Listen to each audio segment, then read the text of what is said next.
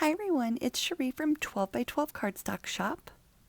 And today we're going to be gluing together Andy from a file from treasureboxdesigns.com called Raggedy Dolls. I imported Andy into Cricut Design Space with a width of 11.0 and I let the height auto adjust. So we're going to glue the sock and shoe down on one side and then the opposing side. I did start with my left side. I tried doing the socks and then the shoes, but it doesn't look right because you can see the socks and then the shoes. So glue the sock and the shoe for one side and then the opposing. I'm gluing the bow together now though because when I was putting Anne together, I kept losing that little dot to the bow. It was getting stuck to the back of my paper. I ended up having to recut out my bow several times in order to be able to complete my piece. She is on my YouTube, Paper Pieces and Leftovers, if you need a guide to putting her together. So back to Andy here. We're going to use any white cardstock. You can use smoother textured because only a small portion is going to show, and its only purpose is for the stripe of his stockings. Otherwise, all of it's going to be covered by the peach we're going to use, the red, the blues, and I'll give you a breakdown of all the colors. These are the stripes that are going to go above the sock and shoe. You're going to leave just a little gap, and where you would have an imaginary line for the bottom of his shorts, they're going to go right above under the shorts, the pant leg.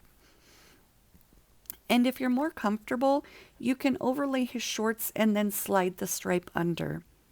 So for the reds, his hair, all of my red, is Crimson by American Crafts, just because I had 25 packs, several of them. I am slowly converting over to Encore. I love the way Encore cuts. I love so much about Encore, and the price is actually cheaper than American Crafts. I love both papers, and both of them have similar colors, but not identical. My peach is American Crafts peach. If you follow me, I posted that. I was so glad to get it where you guys were able to obtain it because I've been using this peach for years and everybody's always asked me, where did I get it from? And now it's available to you guys.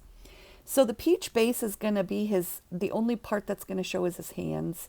I thought it was a bit excessive for the amount of paper that cuts out, but this is actually a good beginner's file.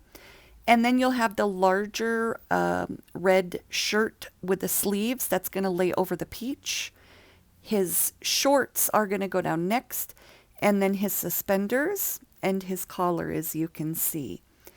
It seems like a lot, but since the pieces are so large, this actually goes together a lot easier than some of the other files that have more intricate, or even some of the files that have just a couple pieces. I just did a file with a little girl with a robe and slippers, and I had pieces that I had to play with to figure out which way they went. And one of them actually goes behind the base, which threw me off, and a couple others. So this has larger pieces, but it's almost like a puzzle. They're just going to go on top of each other, and they all fit perfectly. So here, for the hair, you saw that after I layered all of the pieces to his shirt, we go ahead and put that on that white base, and it covers all of your base. You have no worries when it comes to the white being noticeable. It perfectly meets all of the corners, and before you press it down, just kind of make sure that everything is hidden as far as that white base, and then you can use your bone folder. Now, I worked his face off camera just because sometimes it's easier. I do like to put my head over my piece to make sure my eyelashes are pretty even, and my head will get in the way of the camera, even on the tripod. So that's why their faces are always done. His face goes together fairly easy. You're just going to glue his hair down and then his hat. I'm cutting that extra piece of paper as a stabilizer for the back, since the back hair doesn't give it a whole lot of support with that little triangle for the neck piece. You are going to nestle the head to the collar, and the bow's going to hide it. So my blue is the color Polypoo by Basil, the lighter blue. The dark blue for the bow is the color Sapphire in American Crafts, and his shoes are the Plike paper in black. I love the plaque paper. I've been implementing it in so many ways for belts and things like that, but especially my shoes. I'm going to try to do a Tonka set and use the yellow because it's just going to be a perfect fit. But anyhow, you'll glue the hair onto his head, his hat, and then glue the head onto the base, and that back hair goes on the back. And there's the stabilizer piece just for my comfort. The bow goes on last, so it doesn't matter about the glue mess in the neck area.